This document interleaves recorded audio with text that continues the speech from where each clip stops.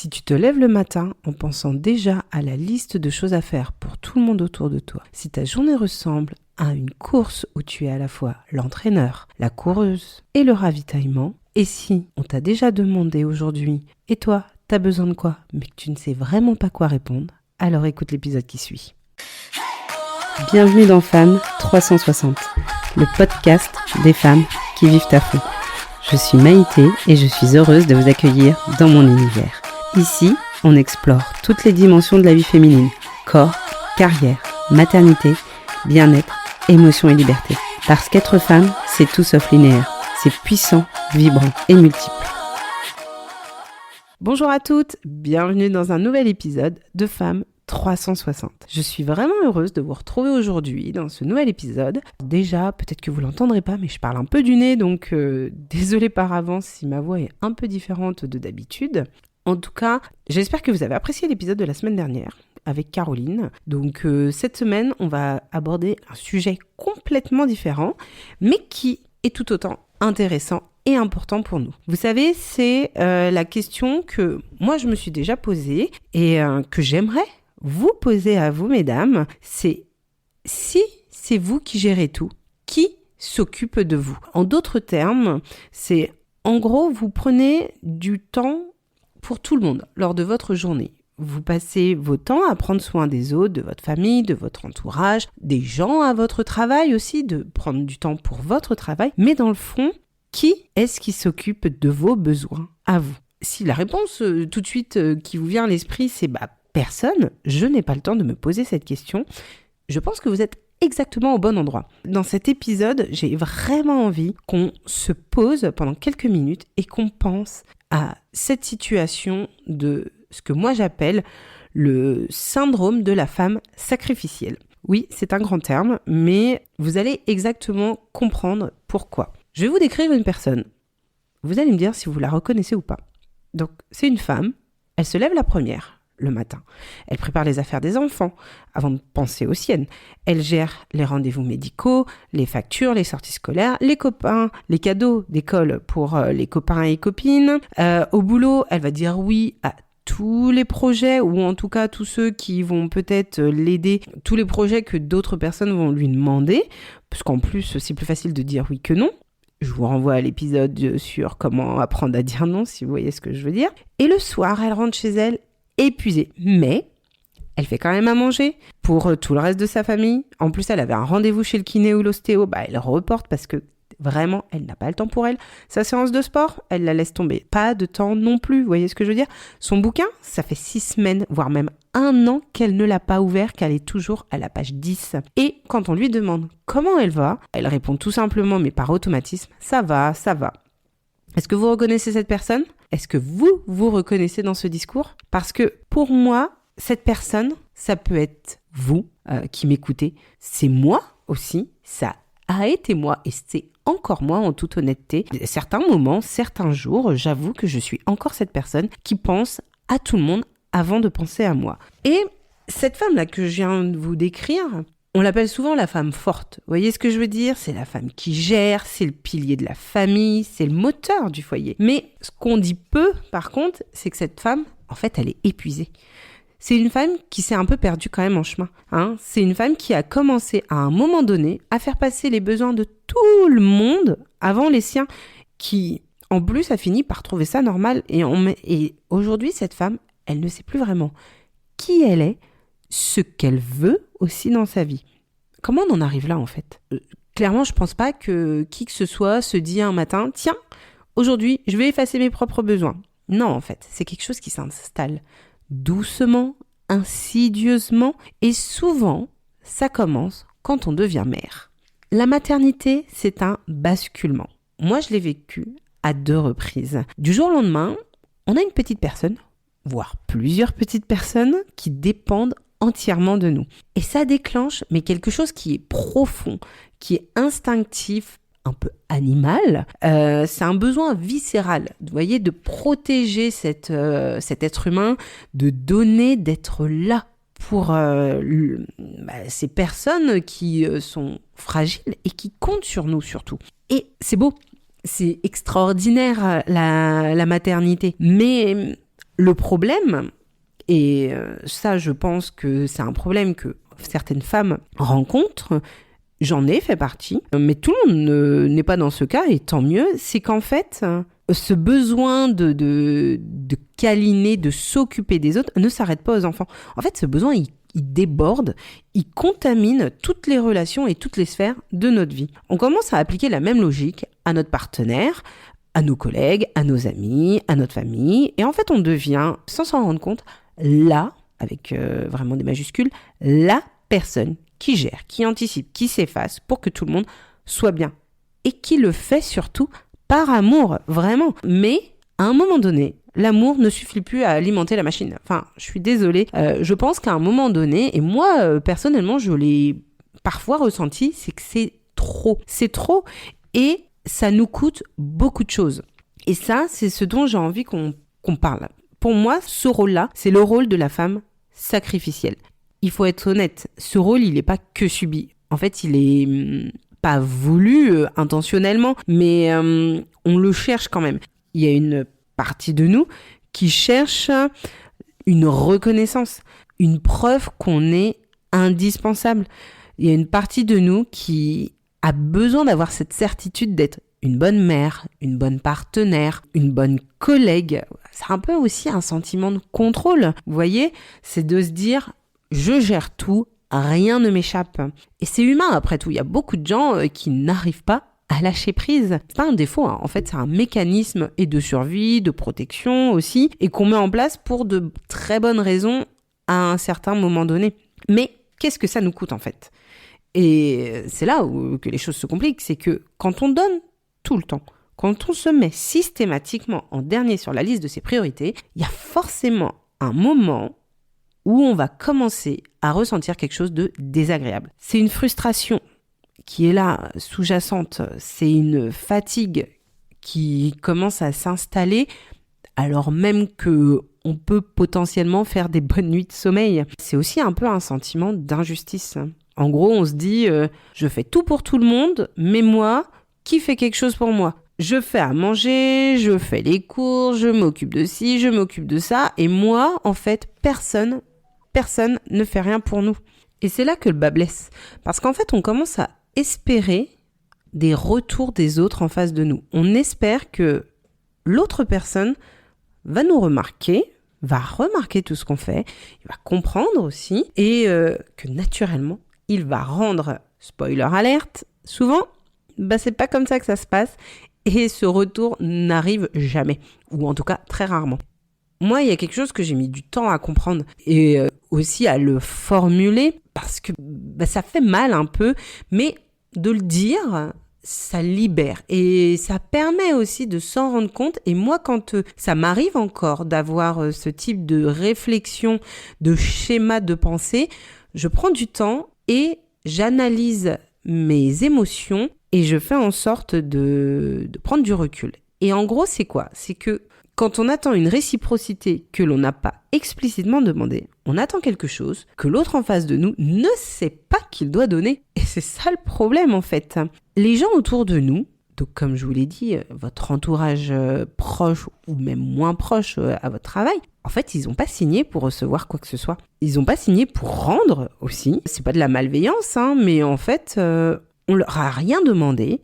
Ils ne nous ont peut-être aussi rien demandé. Et nous, notre schéma est de se dire en tant que femme sacrificielle que le juste retour des choses se ferait naturellement, que l'amour suffirait et que c'est pour ça qu'il nous rendrait les choses. Mais en fait, les gens ne lisent pas dans nos pensées. Ça paraît complètement évident, mais c'est pas si facile que ça à intégrer. Et quand en plus on parle de nos enfants, alors là c'est encore un autre schéma qui est différent. Pour le coup, je pense que tout le monde en conviendra, en tout cas je l'espère, c'est que quand on donne à ses enfants, on ne doit rien attendre en retour. C'est pas pour ça qu'on est mère, c'est pas pour ça qu'on est père. Nos enfants ne nous doivent rien. Après tout, c'est nous qui avons choisi de les mettre au monde. Eux, ils n'ont rien demandé. Et c'est nous qui portons cette pleine responsabilité, qui est de les nourrir, les sécuriser, les aimer, leur offrir le meilleur pour leur vie future. Et le rôle de mère, c'est un rôle vraiment magnifique. Mais ce n'est pas un contrat à double sens. Clairement, On ne peut rien attendre de son enfant de 4 ans, de même 10, 15 ans. Et on ne peut pas attendre de lui une reconnaissance. Alors, effectivement, quand ils grandissent, ils ont peut-être plus conscience des privilèges qu'on leur offre et qu'on leur donne. Et là, ils peuvent être reconnaissants de certaines choses. Mais en général, un enfant n'a pas à nous dire « merci pour la vie que tu m'as offert ». Merci d'avoir été un parent attentionné. Parce que si on attend ça, clairement, on va attendre très longtemps. La question, en fait, qu'il faut se poser, c'est pourquoi ressent-on ce besoin de reconnaissance ? La réponse toute simple, si on peut dire ça comme ça, c'est qu'en fait, notre réservoir d'estime de soi est vide, que on donne tellement qu'on a besoin que ça vienne de quelque part. Et ça, c'est un signal qui est assez fort et qui devrait tirer la sonnette d'alarme en fait. Et surtout qu'on n'est pas suffisant à soi-même pour remplir cette jauge d'estime. Là où j'ai envie de venir, c'est surtout sur les conséquences de ce rôle de femme sacrificielle. Parce que pour moi, il y en a des réels, des vrais, qui ont un impact sur notre santé mentale, sur notre corps aussi, et de manière beaucoup plus profonde sur notre identité. Et ces conséquences, elles ne surviennent pas du jour au lendemain. Ça va pas être du jour au lendemain que vous allez vous réveiller en vous rendant compte qu'il y a beaucoup de choses chez vous qui se sont passées. Non, en fait, ces conséquences, elles s'installent plus doucement, insidieusement, jusqu'au jour où, en fait, elles ne peuvent plus être ignorées et où elles se rappellent à vous. Et donc, pour moi, une des premières conséquences, qui est un mot qu'on entend beaucoup à l'heure actuelle, mais qui n'est pas à prendre à la légère, c'est le burn-out. Le burn-out, on l'associe beaucoup au travail, mais ça peut être aussi un burn-out maternel, parental, plus généralement, et puis aussi un burn-out du je gère tout et je n'y arrive plus. Et le burn-out, c'est pas juste être fatigué, en fait, c'est beaucoup plus profond que ça. C'est une fatigue profonde, c'est une fatigue profonde qui touche le corps et l'esprit en même temps. C'est un jour où on n'arrive plus à se lever. On n'a plus envie de se lever. C'est qu'on ne trouve plus aucune joie dans les choses qui nous plaisaient avant.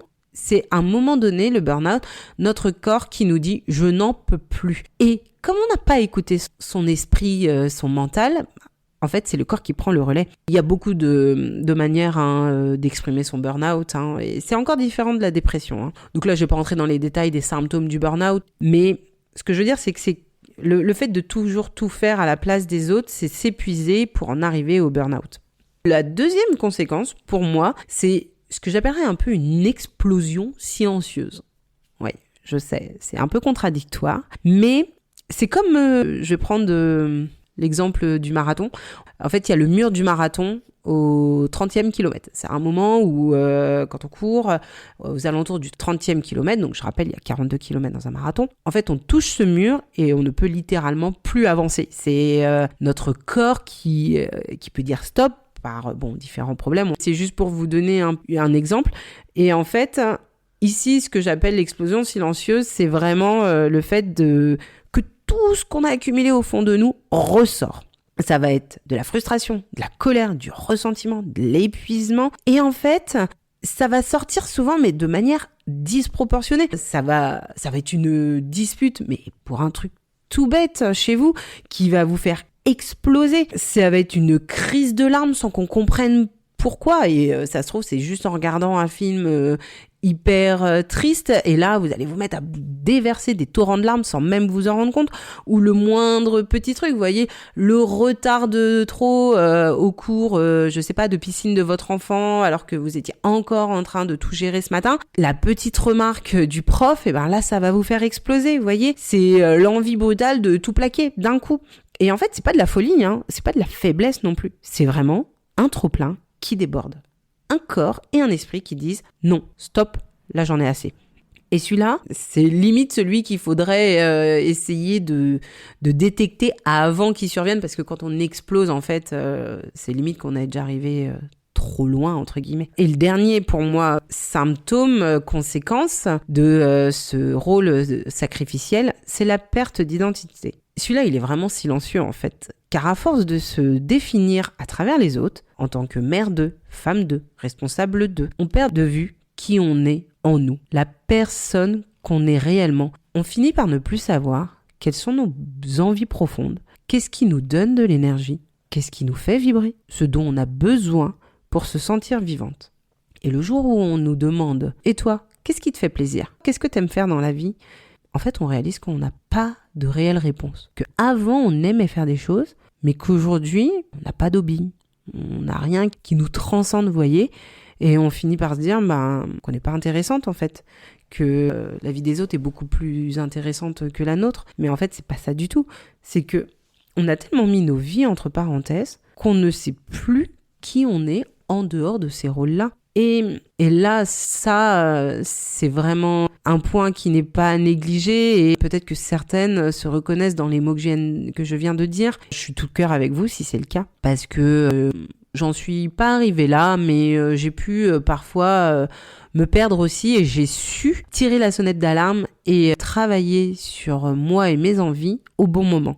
Clairement, il y a quelque chose aussi que j'ai envie de dire, c'est que cette souffrance-là, elle n'est pas facile à nommer parce que elle peut faire écho à une réelle dissonance. On peut avoir une magnifique vie sur le papier, la maison de rêve, le chien, les enfants, le travail super, le mari attentionné, et en même temps se sentir vide et se sentir coupable de ressentir ça. Vous voyez le cercle vicieux qui peut aussi se mettre en place après, et se dire qu'on n'a pas le droit de ressentir ça, qu'on devrait être heureuse en fait, qu'il n'y a aucune raison d'aller mal, qu'on est ingrate envers notre vie. En fait, la dissonance, elle est là, c'est entre la vie qui devrait suffire et la vie intérieure qui s'effiloche. C'est le signal essentiel pour moi que on s'est perdu quelque part, qu'on a trop donné aux autres et surtout qu'on a perdu la part la plus importante qui est nous, notre essence même. Vous allez vous dire, ouais, super, du coup, qu'est-ce qu'on fait de tout ça si on en est à ce moment-là? Maintenant, il faut avancer. Et moi, j'aime bien dire, quand tu touches le fond de la piscine, en fait, t'as qu'une solution, c'est de donner un coup de pied pour remonter à la surface. C'est pourquoi je considère que ce cercle vicieux de tout donner sans recevoir n'est pas une fatalité. Ça ne définit pas qui vous êtes pour toujours. C'est une période. Comme je l'ai déjà dit, on a des cycles dans nos vies. Il y a des périodes qu'on traverse et celle-là, il faut la traverser. Et pour s'en sortir, il faut d'abord accepter une chose essentielle. On ne peut pas se reconstruire avec les mêmes outils qui nous ont épuisés. En gros, si la solution était de mieux gérer et d'être plus organisé dans sa vie, en fait, ça se saurait. Et le problème, c'est pas un problème d'organisation, c'est un problème de fondement. C'est que les fondements de votre maison ne sont pas les bons fondements. C'est un peu un rappel à l'épisode 2 où je vous expliquais quels étaient nos piliers de vie et que pour moi, ces piliers, ce sont les fondements de nos vies. Et en fait, pour faire le lien, les fondements de notre personnalité, ce n'est pas de tout donner aux autres au point de s'oublier, c'est de savoir qui on est, de prendre en compte nos propres besoins pour ensuite gérer ceux des autres. Et la première chose à faire déjà, c'est de nommer ce qu'on vit. Dire à voix haute, même si c'est juste pour soi, qu'on est épuisé, qu'on se sent invisible, qu'on a tellement tout donné qu'on n'a plus rien à donner en fait. Ça paraît un peu insignifiant comme ça de dire ok, je vais le dire. Mais vous savez, en fait, de nommer les choses, ça les ancre dans une réalité. Et ça, c'est important. On peut aussi le dire à notre partenaire de vie, qu'on est épuisé de cette situation. Et peut-être que la personne, surtout, va prendre conscience de l'état dans lequel on est, parce que souvent, on fait bonne figure, hein, on le montre pas qu'on est épuisé et qu'on donne tout. On a, comme j'ai dit au début de l'épisode, on a un peu, vous voyez, ce pilier de vie, là, pour les autres, cette femme forte, et les gens ne se rendent vraiment pas compte de ce qui se passe à l'intérieur de nous. Deuxième point, c'est de se demander pourquoi on est comme ça. D'où vient ce besoin de tout contrôler, de tout gérer pour les autres? Qu'on a choisi cette situation, est-ce que c'est peut-être imposé par notre histoire familiale, des schémas qu'on a vus, de nos mères par exemple, que l'on reproduirait? C'est aussi du coup de casser cette croyance limitante que on doit absolument faire tout ça pour être reconnu et visible aux yeux des autres. Comme je vous l'ai dit, personne ne nous a jamais rien demandé. Donc, si en plus, il n'y a pas de verbalisation de besoins, mis à part de nos enfants, évidemment, on n'a peut-être pas besoin d'autant se donner. Il faut, comprendre que la stratégie qu'on a mis en place de toujours tout faire pour tout contrôler, pour être sûr que tout est sous contrôle, en fait, elle nous épuise plus qu'elle ne nous aide. Ce n'est peut-être pas la meilleure des manières de fonctionner. Le dernier point, c'est de se questionner sur ce dont on a réellement besoin en tant que personne individuelle. Et c'est maintenant que ça se pose ces questions. C'est pas je me poserai ces questions quand mes enfants seront grands. Non, ce sera trop tard. Je sais à quel point ça peut être inconfortable de se tourner vers soi-même. Et c'est pas de l'égocentrisme, hein. C'est vraiment simplement faire un état des lieux de ce dont on a besoin pour être bien. Quels sont nos fondements et nos besoins pour être en harmonie avec nous-mêmes. Une des choses que j'ai pris conscience de tout ça, c'est que prendre soin de moi n'était pas un luxe. Ce n'était pas un caprice non plus. En fait, c'est une nécessité. Et cette nécessité, elle n'est pas seulement pour nous personnellement, elle est aussi pour tous les gens autour de nous. Parce qu'une femme vide, elle ne peut rien donner aux autres. À un moment donné, vous ne pourrez plus rien donner. Tout l'amour que vous aurez, tout ce que vous aurez construit se cassera la figure tel un château de cartes. Et c'est vraiment ça que je veux que vous compreniez, qu'il faut déjà que vous vous gériez vous-même, que vous remplissiez vos besoins avant de vous occuper de ceux des autres. Et même si ça implique d'apprendre à lâcher prise. C'est un réel chemin à accomplir, hein. C'est pas si facile que ça, hein. Je vais pas vous mentir. Je vais pas vous dire demain vous allez vous réveiller et vous allez vous dire allez c'est bon. J'arrête de tout gérer, je laisse les autres et moi je m'occupe de moi. Bah non, c'est une transition un peu identitaire parce que pour beaucoup d'entre nous, on s'est formé comme ça et c'est une identité, un rôle qu'on a pris et un costume qu'on a ajusté à sa propre morphologie tout au long de ces années. Et donc ça peut être depuis plusieurs années et donc en fait il faut réussir à s'extirper de ce carcan et trouver la meilleure manière de le faire et ça va pas vraiment, je vous le jure, passer par je refais tout mon système d'organisation. Pas du tout. Il est sans doute très très bien votre système d'organisation de vie. Vous n'allez pas mieux vous organiser. En fait, c'est vraiment une transition interne à vous-même qu'il faut faire.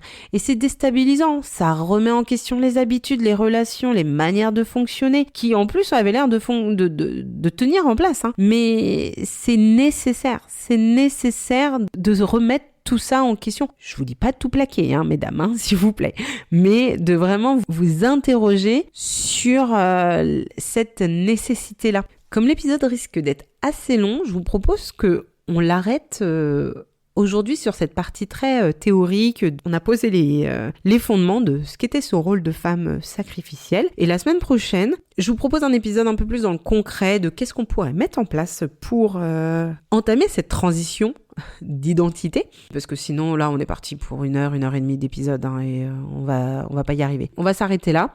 En attendant l'épisode de la semaine prochaine, partagez autour de vous celui-ci. Si vous connaissez une femme qui gère tout, qui est un peu la Wonder Woman de votre entourage, peut-être que ça lui fera du bien d'entendre ces mots. Si vous êtes dans le cas de cette Wonder Woman, que cette Wonder Woman c'est vous, donc j'espère que ces mots vous feront du bien également. En attendant, abonnez-vous au compte Instagram, abonnez-vous aussi sur votre plateforme d'écoute, notez l'épisode, c'est gratuit, hein, ça vous coûte rien et ça permet toujours de donner un petit coup de pouce. Il y a la newsletter, n'oubliez pas, vous pouvez vous inscrire dessus, donc elle est bimensuelle et là-dedans, dans la newsletter, je vais plus loin sur les petits outils de coaching, sur du lifestyle, donc c'est un vrai bonus qui, pareil, ne vous coûte rien non plus. J'espère que vous serez nombreuses à écouter l'épisode de la semaine prochaine. En attendant, je vous souhaite de prendre soin de vous, de votre entourage, n'en faites pas trop quand même, et on se dit à la semaine prochaine.